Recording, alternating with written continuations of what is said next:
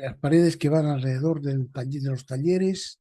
Se utiliza para muchas cosas el aire comprimido, para manejar herramientas manuales, por ejemplo, para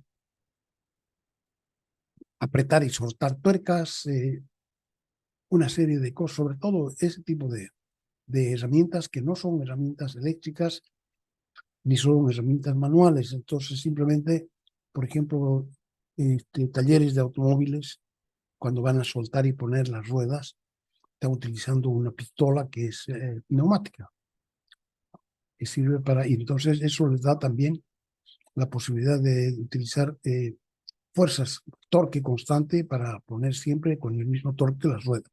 Bueno, entonces ese mismo conducto de aire que tiene la empresa, los talleres productivos, pueden utilizarse también para obtener, se puede enchufar este instrumento a la línea de aire comprimido. Lo único que hay que hacer, digamos, es, por un lado, habrá que secarlo, limpiarle todas las partículas de polvo que puedan traer, aceite, etcétera, todas las cosas. O sea que ya este comparador tiene que entrar un aire bastante más puro, imposible sin partículas de aceite, ni humedad, ni tampoco polvo, ¿no? Entonces, dice, el comparador neumático es un instrumento totalmente diferente, cuyo palpador es un chorro de aire que sale por el espacio que queda entre la boquilla del comparador y la superficie de la pieza cuya superficie se quiere calibrar. Esta salida de aire provoca una caída de presión, ¿no es cierto? Aquí tiene un tanque a presión que debiera ser a presión constante. Si no hubiera pérdida de aire, si no hubiera salida de aire a presión, sería la misma presión de entrada. Pero existe una caída de presión debido a esa salida del aire, ¿sí? Entonces, dependiendo de la cantidad de aire que esté saliendo, va a ser la distancia. O sea que la caída de presión va a ser proporcional a la distancia que hay, que hemos llamado ahí delta. Si fuera una línea perfecta horizontal, entonces delta sería constante y por tanto la caída de presión también sería constante a medida que el comparador va avanzando o que la pieza va avanzando, ¿no? Pues, sin embargo, hay pequeñas, ya sabemos que la superficie no es perfecta, entonces tiene valles y tiene eh, colinas, ¿no es cierto? Entonces eso va haciendo que la distancia no sea constante y por tanto la variación también de la caída sea variable. Esta salida de aire provoca una caída de presión en el estanque de presión constante que alimenta al comparador. Es diferente a los otros comparadores porque no hay contacto con la pieza, por tanto no hay desgaste ni deformación al tratar de medir o calibrar. Lo que se mide en realidad es la caída de presión y a su vez es proporcional a la distancia variable boquilla-pieza, delta, es decir, a las irregularidades de la pieza. Nos sirve entonces para calibrar irregularidades de la superficie, defectos. La precisión del instrumento depende, por tanto, de la precisión que tengan los instrumentos para medir presión. De lo que se ve en el texto, hay varios dispositivos para medir presión que terminan en un fuelle que se infla o se desinfla dependiendo de cuál lado sople más. Eso creí que estaba aquí. A ver, vamos a mirar.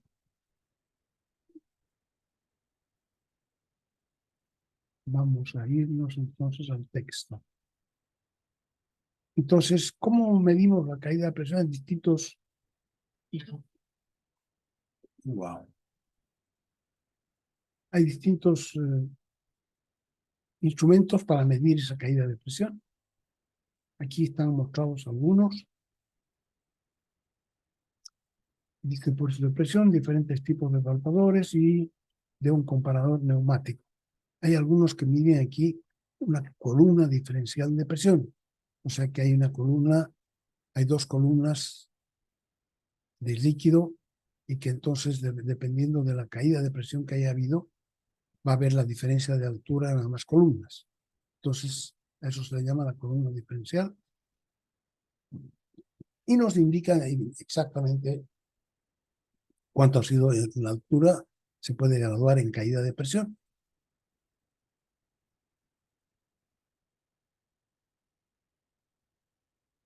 Y este señor, por ejemplo, tiene su instrumento que incluye su medición de columna diferencial. Y lo que no hemos dicho es que también esta punta de medición del comparador neumático se puede envolver en una camisa, ¿no? Aquí dice calibración del diámetro interior y calibración de diferentes formas de agujero usando tampones. Entonces, esta camisa, que es una camisa de una piel, digamos, de acero, que tiene también distintas salidas, puede servirnos de punto de medición, ¿no es cierto? Entonces, aquí se mide dependiendo de la distancia que hay. Aquí tiene diferentes salidas laterales. Aquí esta parte es una varilla que le ayuda al señor a meter este instrumento para adentro. Y entonces, dependiendo de la distancia que haya entre el tampón y la superficie del agujero, va a ser mayor o menor la caída de presión. Entonces, puedes saber cuánto es la diferencia que existe entre el tamaño que debería tener y el tamaño que tiene el agujero. Aquí este tampón puede tener diversas formas. Por ejemplo, para un agujero que sea cónico, habría ese tampón cónico con distintas salidas, con distintos niveles. Si fuera un agujero que tiene distintos diámetros, también. O sea que la diversidad, en estos casos, lo que se mide es una medida global de la caída de presión, ¿no es cierto? O sea, un total de la caída de presión en distintos lugares. Pero todo eso se puede calibrar de manera de que no sepa cuál es el error contenido en ese agujero que se está midiendo. Porque aquí, por ejemplo, en este agujero habría varias posibilidades: que el diámetro del primer agujero más grande sea más grande o más pequeño, el segundo agujero lo mismo, que la distancia del extremo derecho al cambio de diámetro sea también variable, un poco más, un poco antes, un poco después. Todas esas cosas van a influir y van a estar incorporadas en la medición que haga el instrumento. De manera que, a pesar de todo, se puede decir si está dentro de lo esperado o no, para que sea aceptada la pieza o sea rechazada. Aquí hay está mostrando también este tampón que se ha hecho en corte. Se está mostrando aquí de frente la salida de presión del aire. Es el cuerpo del comparador. Entonces sale por aquí el aire y nos indica, por ahí escapa el aire, etc. Aquí está dibujado, o sea, un esquema de 3 dimensiones, cómo sería la varilla con la que se introduce el tampón. Aquí tiene también una superficie más grande a la cual está sujetado el tampón. El tampón tiene por atrás una tapa, de manera que tiene también agujeros, de manera que por ahí también hay escapes de aire.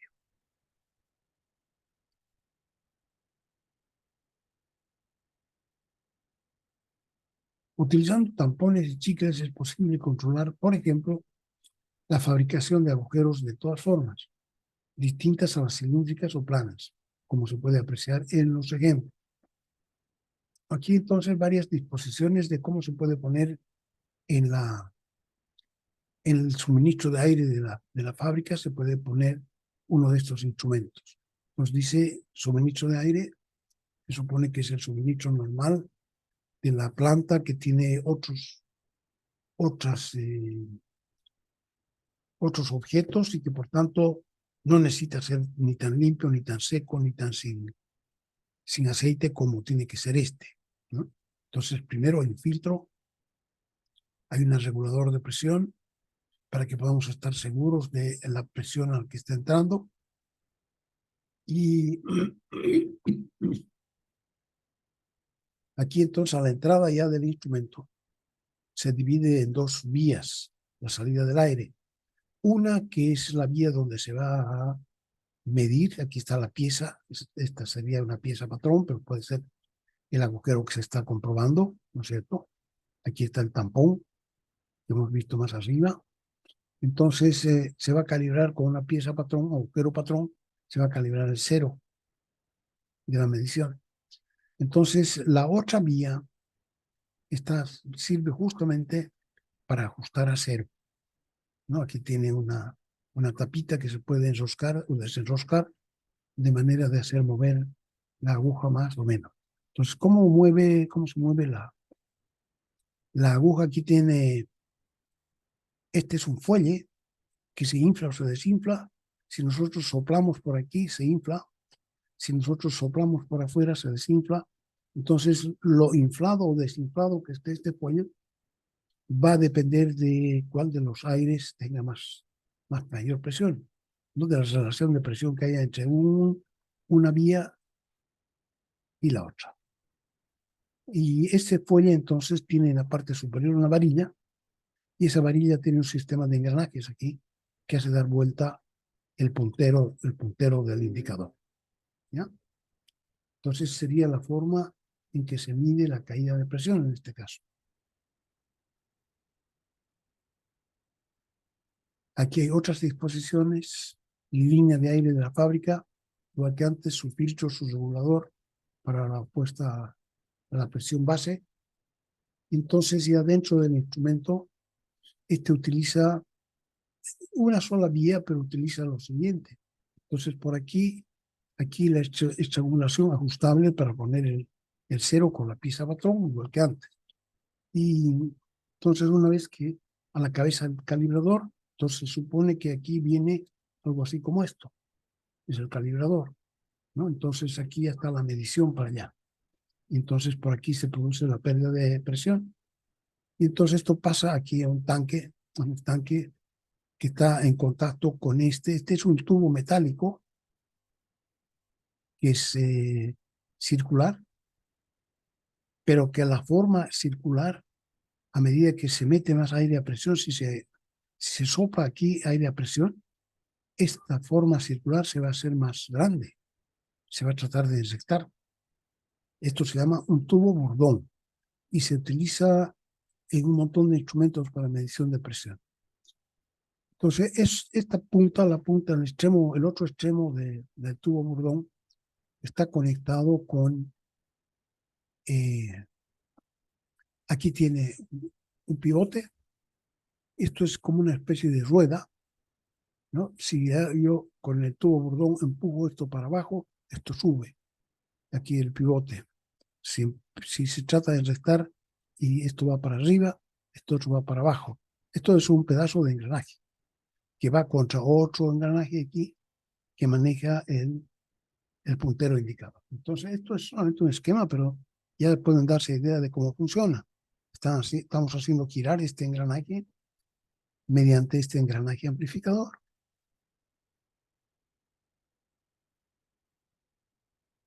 Esta sería entonces medición de la presión mediante un tubo burdón, un tubo metálico eh, que tiene la forma de un círculo. No sé, aquí no, o sea, hay unos juguetes para niños que se venden que son para soplar. Entonces viene enrollado y cuando uno sopla se desenrolla y aparece largo, digamos, puede hacer asustar a las personas que están mirando, porque cuando uno sopla se enrolla, ¿no? Este se enrolla totalmente, así unas 5 vueltas. Y cuando uno sopla, entonces se alarga. Entonces, algo parecido es el tubo burlón. Solamente que este es metálico, que siempre hace lo mismo. Este otro ve sangrado atmosférico para poner, bueno, también igual que antes, filtro regulador, un filtro, un regulador, línea de aire de la fábrica. Aquí dos vías, una que va a la cabeza del calibrador, un estrangulador fijo y aquí otro estrangulador fijo y algunos que son reguladores. Entonces también tenemos aquí que esto desemboca en un fuelle. Y el fuelle se infla por un lado con esta presión y se desinfla con esta presión por el otro lado, por afuera. Entonces, este fuelle se infla por la presión por el aire por adentro del fuelle y se va desinflando con la presión del aire por afuera del muelle. Entonces, dependiendo de la relación de presiones, este fuelle se infla más o se infla menos y esta varilla tiene, igual que antes, tiene un pedazo de engranaje que está pivotado aquí, o sea que gira alrededor de ese punto. Entonces, si este extremo sube, este otro gira, todo va a girar así o va a girar así, dependiendo de si la barra, esta varilla jale para abajo o jale para arriba. Si jala para abajo, esto gira para arriba. Si empuja para arriba, esto jala para abajo, ¿no? Entonces va a girar en sentido reloj o contrarreloj y eso a su vez está encarado con otro engranaje que hace girar el puntero indicador. Entonces tiene aquí, digamos, un mecanismo de relojería para amplificar lo que está pasando en la pérdida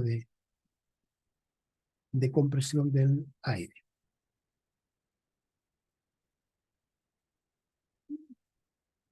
Aquí hay otro muy parecido.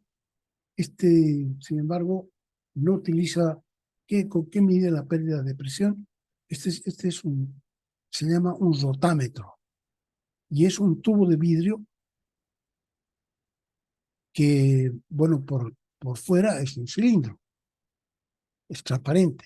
Por dentro es un cono, o sea que se va haciendo más chiquitito.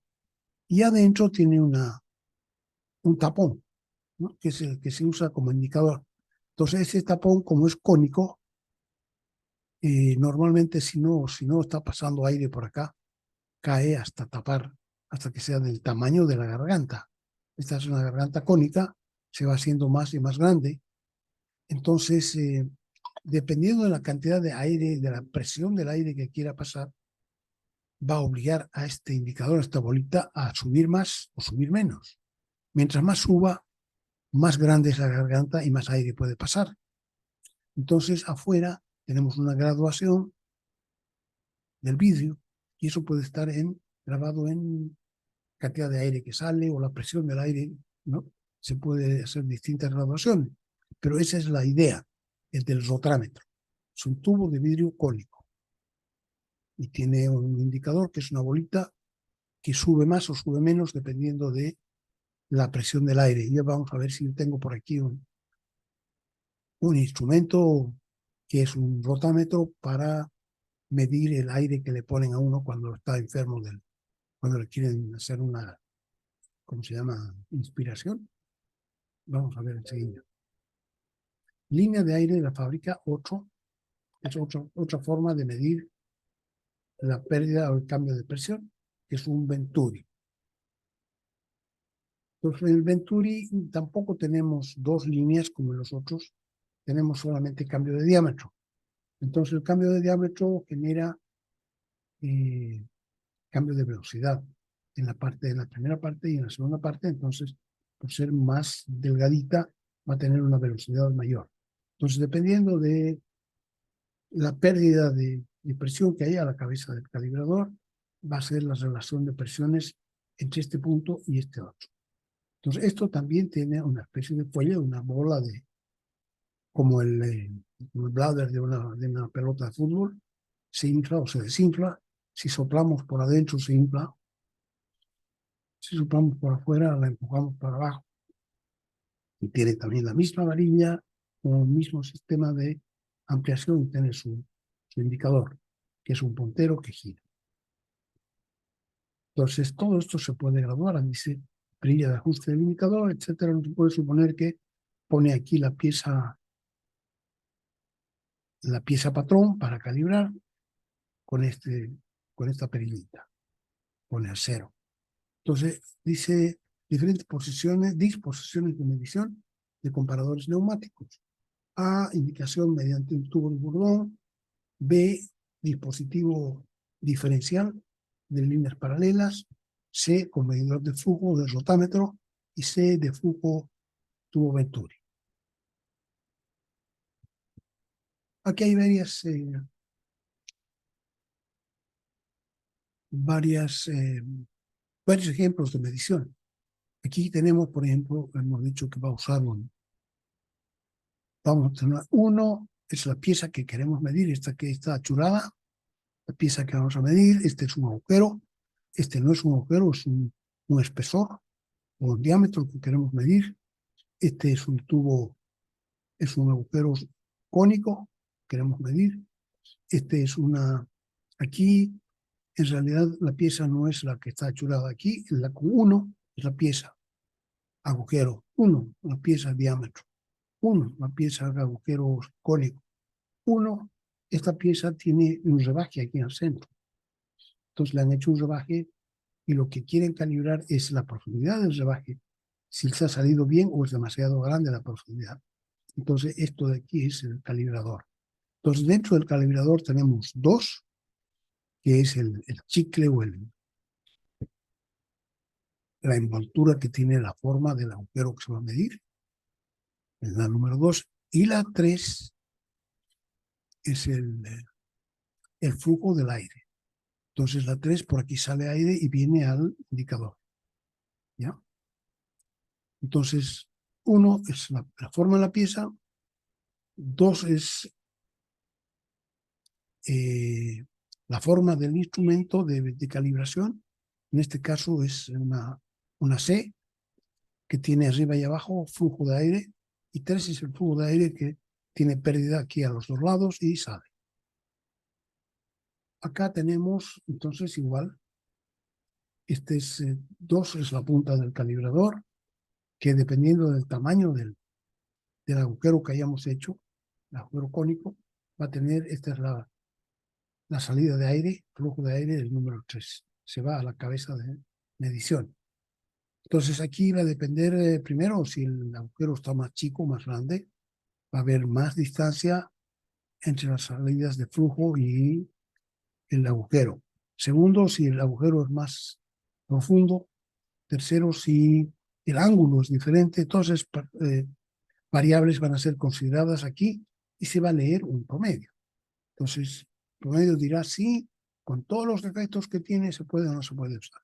Es interesante esta forma que en realidad no mide puntualmente, sino que como sale por un montón de lugares, lo que uno mide es el efecto medio, ¿no? El efecto total. Entonces, ese efecto total uno lo puede calibrar de acuerdo a la experiencia que vaya teniendo. Entonces, las primeras piezas serán para calibrar hasta cuándo podemos aceptar, hasta cuándo es aceptable y hasta cuándo no. Este otro, entonces, el instrumento tiene, esta es la pieza que vamos a calibrar. 2, esta es la forma que tiene nuestro tampón. Ahora tiene esta forma. Por aquí adentro viene el aire, va empujando el aire, y el aire empuja es una punta de un lápiz que entra hasta que toca en la profundidad de este rebaje, ¿no? Entonces, si está más adentro, esta punta se entra más adentro. Si está más afuera, la punta no entra tanto. Y entonces va a tapar la salida del aire por acá, el escape. Entonces, la cantidad de aire que escapa va a depender de lo profundo que sea este rebaje que se ha hecho. Entonces, dependiendo de eso, va a ser la lectura de la columna de aire. Entonces, son posibilidades de medición. Aquí hay una también muy interesante que se puede hacer tratándose de un comparador neumático. Normalmente medimos y vemos cada pieza y decimos si cada pieza sola está en el intervalo aceptable o no.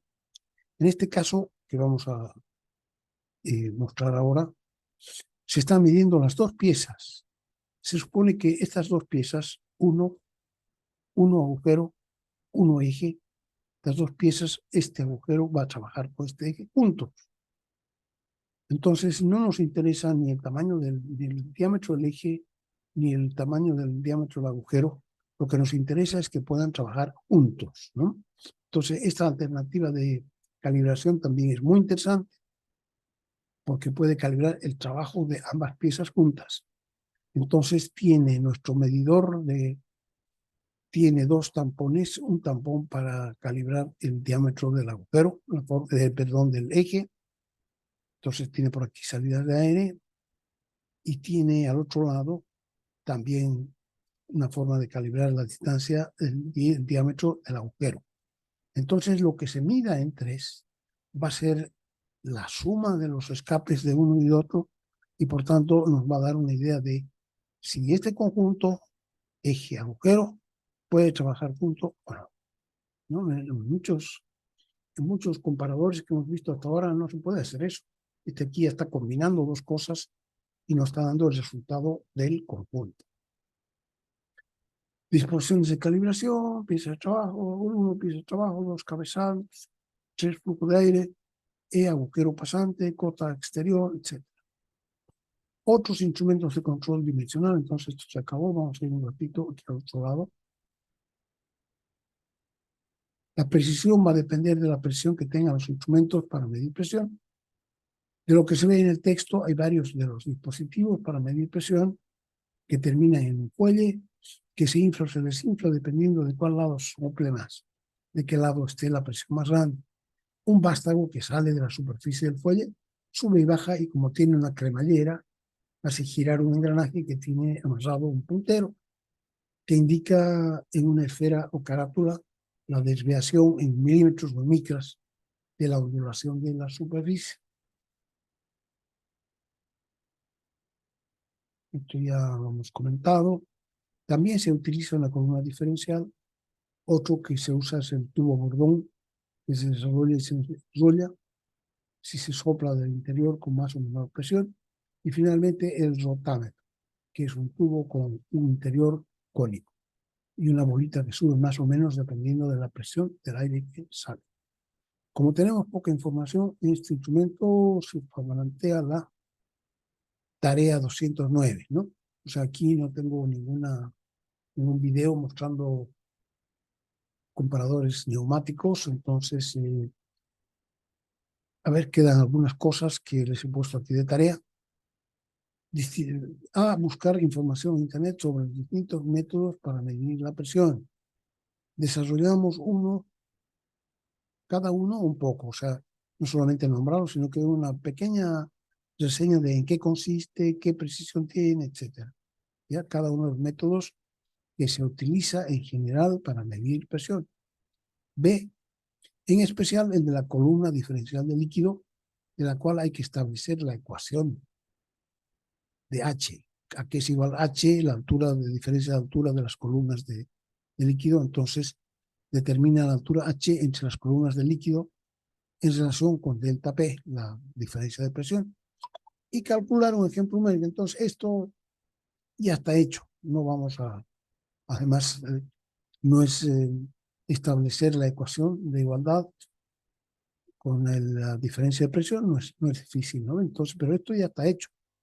Entonces ustedes tienen que entender lo que está hecho, copiarlo, ponerlo bonito y calcular con un ejemplo numérico. Puede ser que esté calculado en lo que van a copiar, ¿no? Pero que quede inteligible para una tercera persona.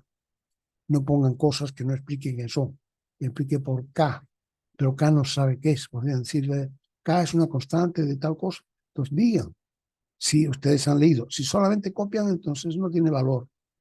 Si copian la mitad, porque la otra mitad no estaba ahí mismo.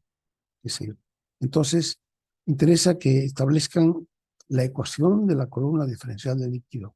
Cuánto vale H en relación con delta P y que si pueden, hagan un ejemplo sencillo, un ejemplo numérico.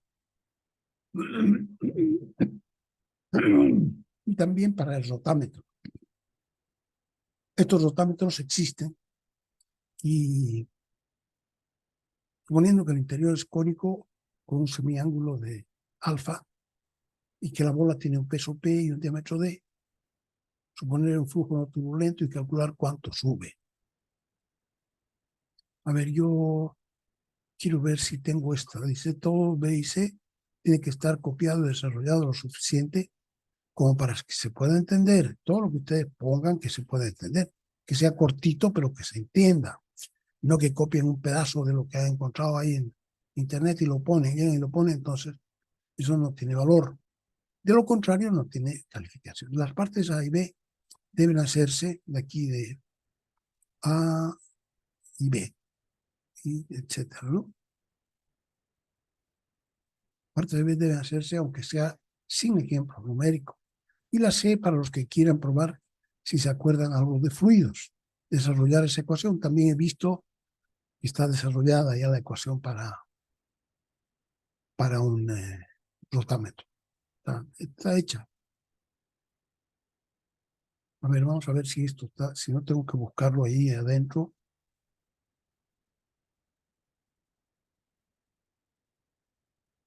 Ojalá que esté ahí en el Dropbox. Ese Dropbox no me ha dado la espalda. Y yo puse ahí varias cosas. Para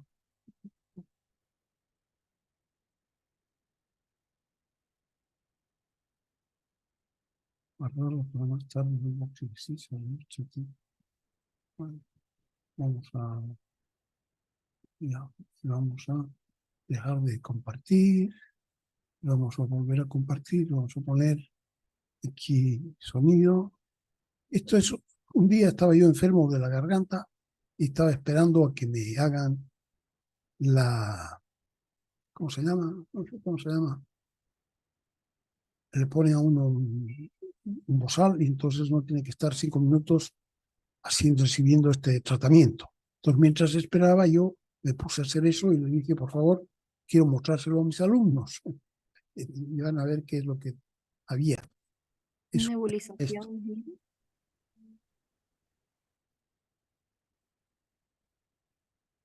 Entonces, este es un rotámetro. Para mostrar a mis alumnos. Mientras se abre más o se abre menos la salida del aire, Hágala bajar, subir. el aire a presión, la bolita sube más o sube más. Gracias. Entonces no querían que yo haga y le digo, por favor, hágamelo nomás otra vez más para que yo pueda grabar. Y entonces para que vean que en realidad si uno abre más o menos la salida del aire, la bolita sube más o sube menos. Entonces, este es un tubo cilíndrico transparente y por adentro es cónico. Tiene su graduación. Claro, la graduación a ellos les sirve para otra cosa. A cuánto tiene que salir para que uno pueda tener un buen tratamiento en la garganta. Entonces, véanlo de nuevo. Esto y ya. Es para mostrar a mis alumnos. Hágala bajar, subir. Ay.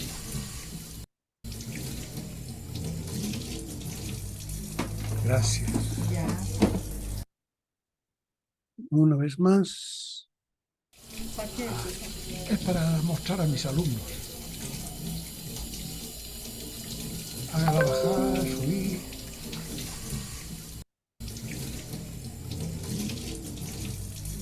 Gracias. Perfecto. Entonces, dejar de compartir. Entonces, ya ven ustedes que el rotámetro no es una cosa rara que muestre el profesor a los alumnos en la clase, sino que se usa para muchas cosas. Inclusive tiene entonces usos que son médicos.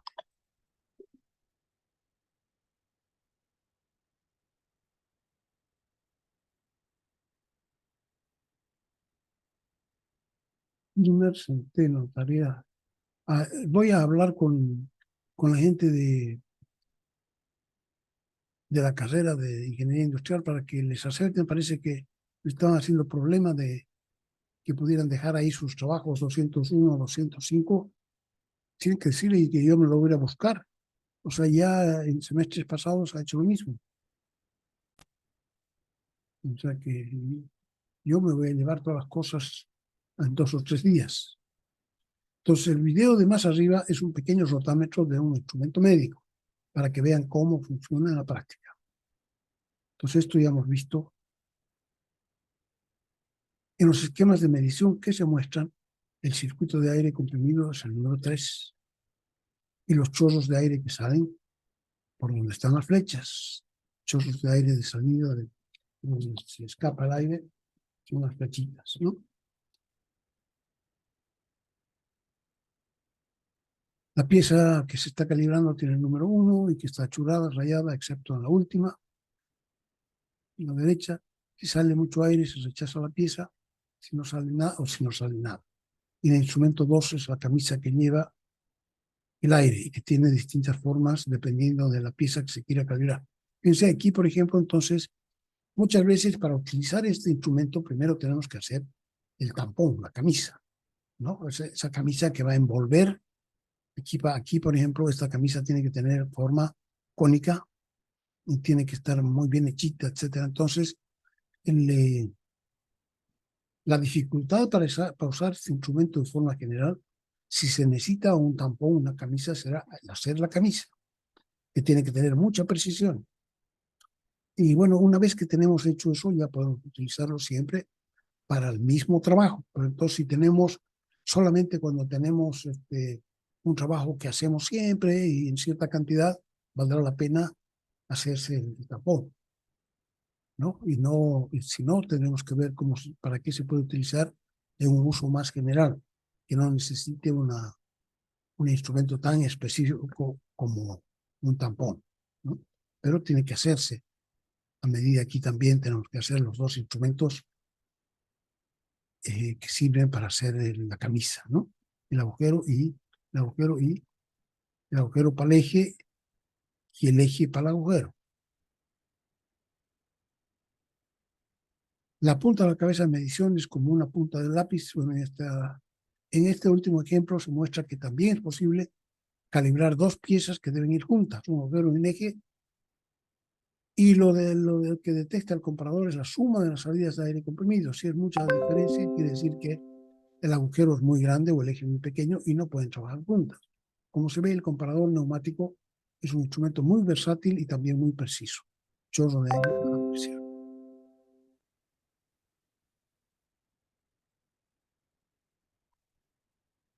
Bien, se acabó esta. Vamos a ver qué más hay aquí. Y dice otros instrumentos de control dimensional. Se presentan a continuación algunos otros instrumentos que son de uso más restringido, debido sobre todo a que por sus características y mayor precisión, su utilización requiere normalmente condiciones de las condiciones existentes en un laboratorio de mediciones, por lo que más que utilizarse en la fabricación en serie, se utilizan para controlar la calidad de los prototipos, matrices, moldes, que sirven a su vez para la fabricación masiva de productos. O bien, se utilizan estos instrumentos que aparecen ahora en esta parte, se pueden utilizar también para la fabricación de calibres, que deben servir a su vez para controlar la fabricación en serie. O sea que estos no están en todos los talleres, en algunos de los instrumentos que vamos a ver. Proyector o comparador óptico de contornos. El comparador óptico de contornos se utiliza para proyectar. Aquí, curiosamente, lo que queremos es proyectar la sombra de la pieza, ¿no? Ponemos una pieza en un chorro de luz y es una pieza en general muy pequeñita y tiene es curva, o sea que no es un solo plano, sino que es 3D.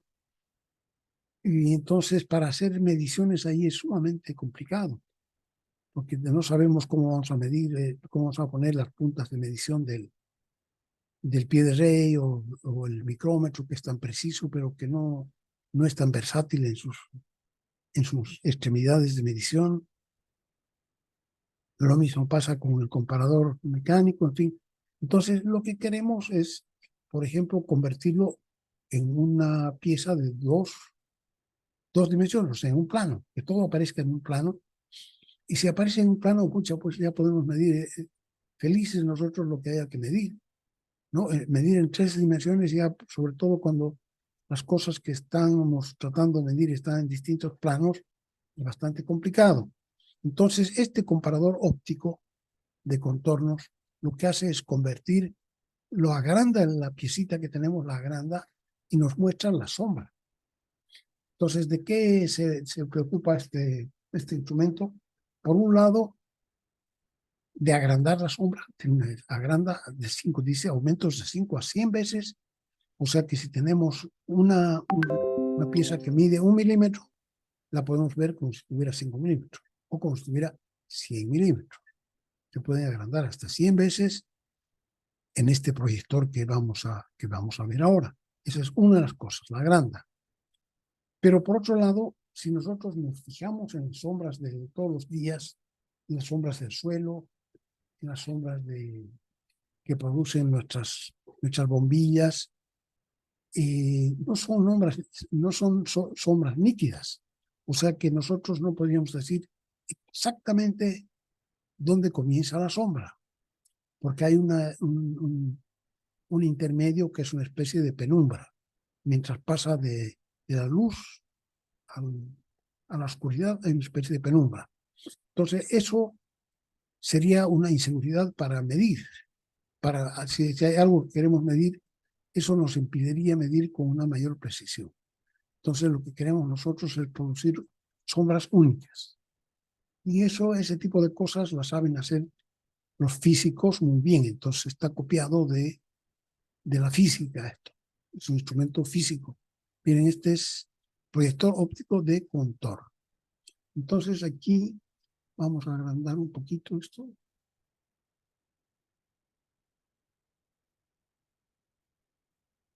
La pieza que el señor está tratando de medir está aquí.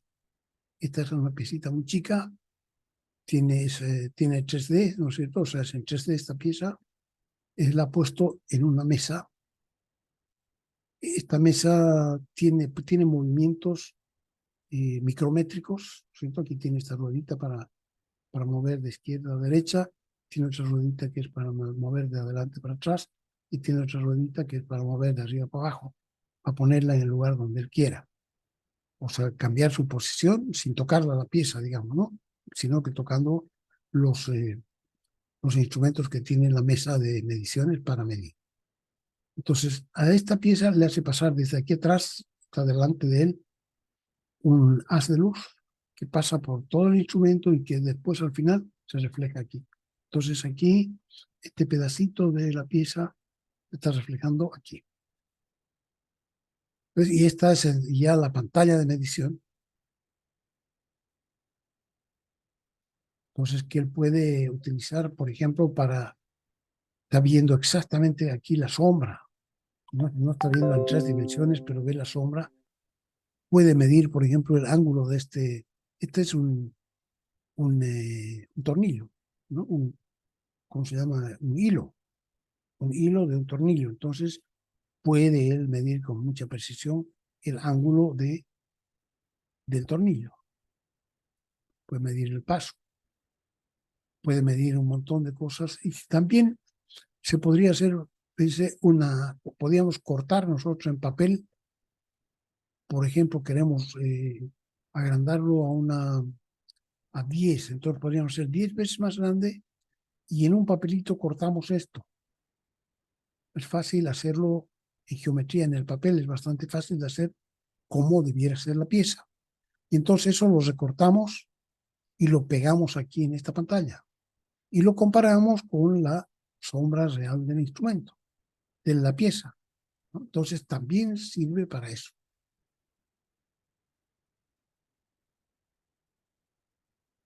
Ahí de ese tamaño creo que era una ley. Bien. Es el proyector óptico de Contor. Aquí está, creo que en el otro le he puesto colores para que se pueda ver. Vamos a bajar un poquito más tamaño. Entonces, aquí es la pieza que quieren mirar, el objeto. Creo que yo tengo esto en colores, ¿sabes? Metrología. Aquí antes este es el T17B3. El cuadernillo T17 está también en la plataforma de la universidad, que la pueden buscar ustedes. En la primera parte dice, me ha parecido interesante escuchar un discurso de un señor Nick Hanauer. Se llama un plutócrata. Este es un señor que dice que gana por hora o por mensual 1000 veces más de lo que nosotros nunca vamos a ganar. Entonces él dice, yo pertenezco a otra clase de gente, pero no estamos haciendo bien nuestro trabajo. Nosotros debiéramos ver que la gente que trabaja con nosotros, vale decir los obreros, los técnicos, también saquen su tajada, porque si somos nosotros nomás los que hacemos plata, de repente nos van a empezar a perseguir para sacarnos el cuero. Nos dice, cuidado compañeros plutócratas, vienen las orcas. Ya sabemos que las orcas son unos tiburones sumamente sanguinarios. Entonces, escúchenlo, vale la pena escucharlo y ver que uno también tiene que compartir las cosas, no solamente uno el que gane, sino que para crear una atmósfera en la que todos, a veces dicen ellos win-win, ¿no? Gana-gana, o sea que todo el mundo gana. Entonces, la gente que está debajo, claro, no espera ganar igual que uno, pero espera también que lo que hace le aproveche. Mucha gente dice, entonces, por ejemplo, él dice, claro, mucha gente que trabaja con nosotros no le gusta solamente mirar cómo están ahí los jefes tomándose un café en uno de esos bares tan bonitos que, no, ellos también les gustaría estar tomándose un café adentro, porque con el dinero que ganan, ¿eh? Entonces, no deben ganar tan poco que no sea posible entrar y tomarse un helado, un café. Y lo que decía también era el Ford, ¿no? Entonces, si yo hago autos, yo no quiero tener unos obreros que no puedan tener acceso a los autos. O sea, a mí me gustaría que mis obreros sean clientes. O sea, que cada uno pueda tener su auto y lo compre y sepan qué bueno es habiéndolo comprado, etcétera, ¿no? Entonces, la disquisición que hace este compañero vale la pena escucharla, incluso para los y las que vayan a ser plutócratas alguna vez en su vida y los que no también. Aquí está el instrumento de control dimensional, comparador óptico. Todo esto ya lo hemos conversado. Aquí está. Entonces, este azulito es el objeto cuya sombra o contorno se quiere emplear. Entonces, este es el chorro de luz, el haz de luz. Gran parte de nuestros problemas viene del hecho de que nuestra fuente de luz no es puntual. Si fuera de un punto, ustedes ya han visto óptica, ¿no? Si fuera puntual, tendríamos una sola sombra. Y cada punto de la superficie daría una sola imagen. Pero como esta fuente de luz tiene una cierta geometría, no es puntual, entonces los elementos del foco que están aquí arriba me dan una sombra de este punto, y los elementos del foco que están aquí abajo me dan otra sombra de ese mismo punto. Entonces, eso hace que, entonces yo, aunque se trate de sombras, no tenga una sola sombra, sino que en el borde, para pasar de sombra a luz, tenga una penumbra. Entonces, se trata de que este instrumento elimine las penumbras. Entonces, el rayo de luz viene aquí, pasa por unos espejos.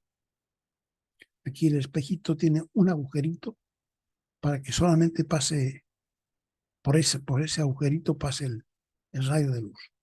Y tiene otras formas no sé, yo lo he visto ahí, pero los físicos han inventado estas cosas.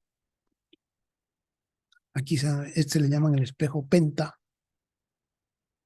que es el 5 para que hubiera como 5 reflexiones o algo así. Entonces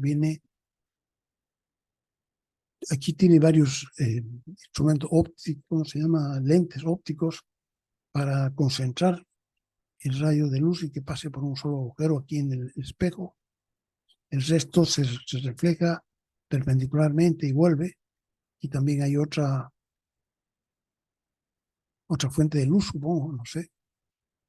Pueden buscar más información. Entonces aquí entra al espejo penta y sale para arriba, y donde aquí tiene ya entonces un sistema de amplificación.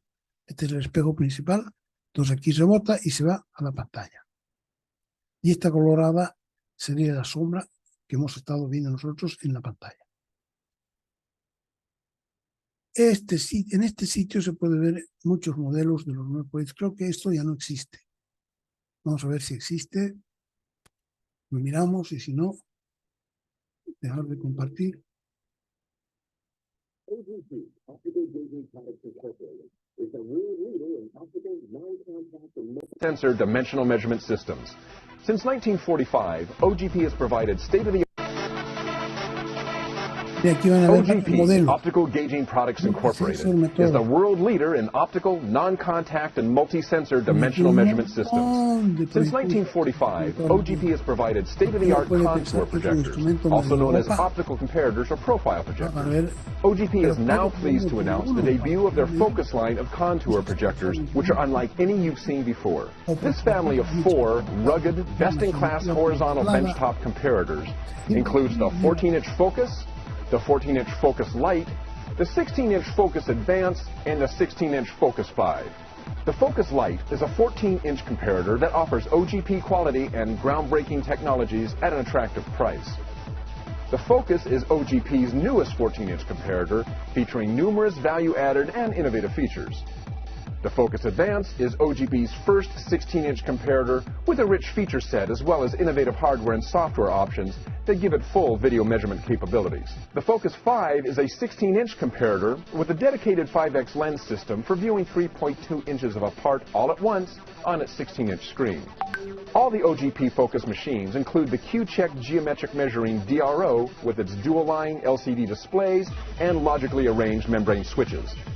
Technological breakthroughs in hardware and software really set the Focus line of comparators apart from the crowd. The first is OGP's TrueLight all-LED illumination technology. With LED lighting, you not only get variably adjustable high-brightness illumination, but many years of long life. The unique TrueLight ring light with its selectable lighting patterns is available with the Focus line. This is the first use of this technology in optical comparators, and it literally makes it easy to see the difference between OGP and the competition. OGP's ECAD electronic chart package is the second striking advancement in the technology. ECAD consists of software and internal comparator hardware that allows a virtual chart created from the part CAD drawing to appear on the projector screen glass. The user lines up the ECAD virtual chart with the part image on the comparator screen. ECAD shows colors of multiple tolerance zones from the CAD file to instantly show whether the part is in or out of tolerance. The ECAD virtual chart follows the part image as you move the work table. Just drive the work table around to inspect the critical segments of the part, while ECAD shows you what is within tolerance and where you might have problems. Change magnification, and the ECAD chart automatically rescales for that magnification. Bueno, no estamos aprovechando mucho el inglés, no está muy claro, entonces vamos a dejar de compartir y vamos a ver algunos otros que tengo por ahí. Tengo algunos bonitos de comparadores ópticos de contorno.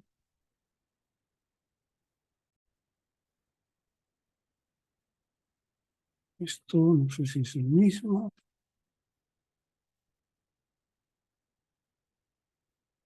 Morning, guys. Sorry we took the daily technical calling. Today, what we're going to do is shoot a short video on how to use the optical comparator. We're going to show you how to turn it on, how to do some simple measurements, and give you some step-by-step instructions. So stay tuned. Dice que nos vamos a una película.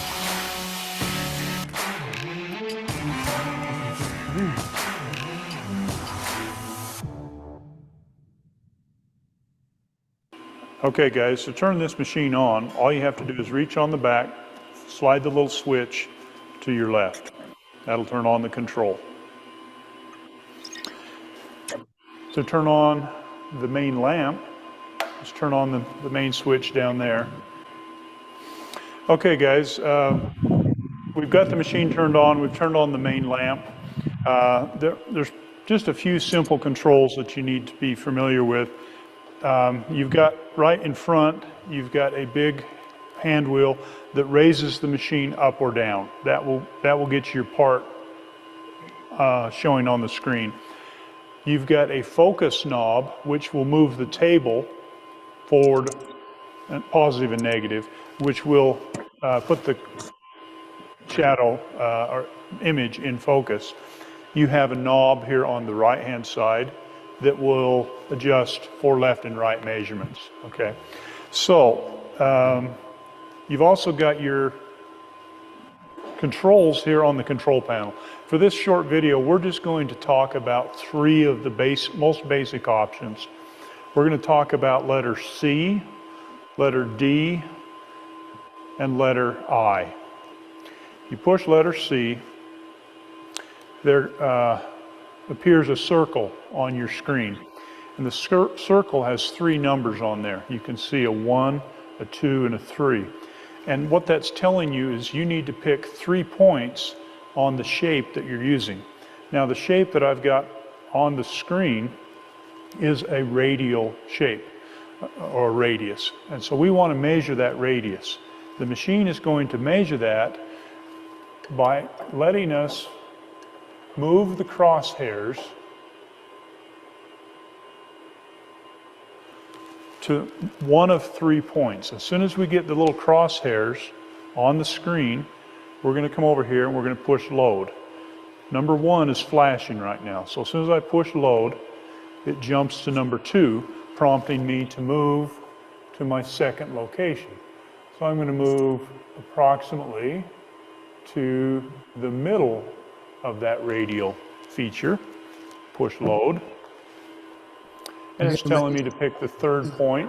I'm going to move up and pick Esta es la punta de una herramienta the de third point, load. corte que debiera tener. Don't worry about X and Y right now. I'm not even sure what they do for what we're doing. We're going to pay attention to the D value right here. And the D value of this particular radius is 103 thousandths and 6 tenths. So you would divide that in half, and that would be the radius. So we're talking approximately a 50 thousandths radius that's on this part right here. So let me set that back on the machine.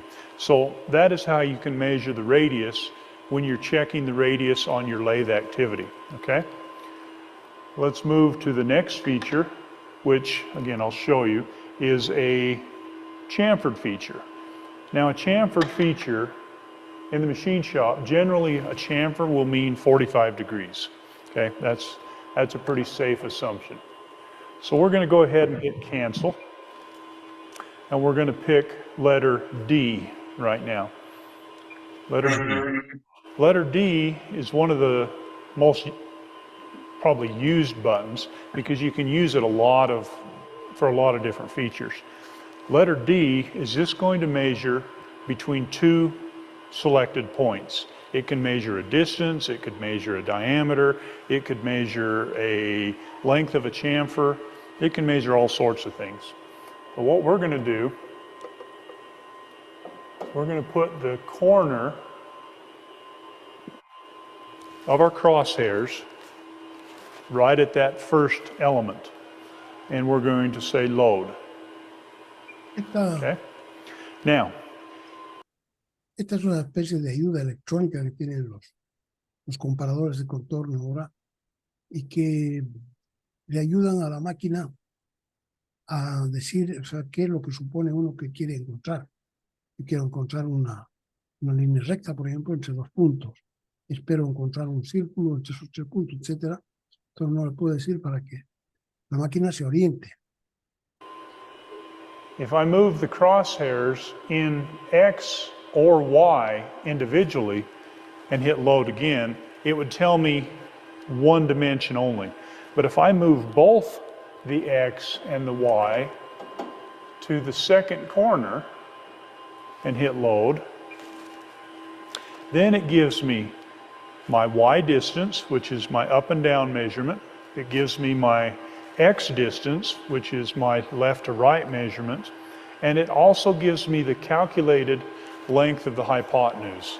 So this is, it's maybe half a step more work, but it gives you a lot more information. So we've got a Y distance of 32, so that's up and down. We've got a X distance of about 54. And if you remember from trig, así cortito, para no vamos a ver ninguno en detalle, digamos, pero vamos a ver otros más que hayan.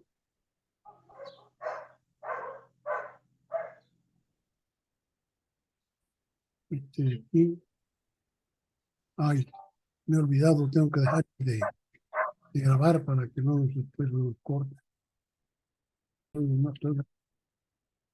La posibilidad de relacionar espacialmente todas las mediciones que se realiza en su ubicación relativa como parte de la misma pieza, tales como la planitud, orientación de la superficie, la ubicación y orientación relativa de todos los agujeros, como así su tolerancia dimensional y calidad, hace que su trabajo constituya la visión general de la calidad de fabricación de piezas complejas.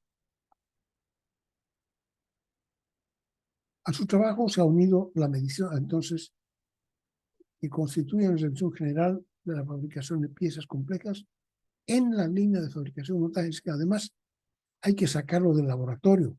No queremos que esté en el laboratorio porque resulta mucho trabajo sacar la pieza que se está fabricando. Entonces, para saber si se está haciendo bien el agujero o no, la sacamos de la línea de fabricación y la llevamos al laboratorio y después volvemos a traer de vuelta para que se siga trabajando. Entonces, lo ideal sería que las mediciones se pudieran hacer ahí mismo, sobre la banda, sobre la línea de fabricación, como por ejemplo, ¿no? Como por ejemplo en la fabricación en serie de un bloque, de un motor de explosión. A su trabajo se ha unido entonces eso. Además, se puede hacer la medición de conformación de rugosidad mediante un cambio de cabezal.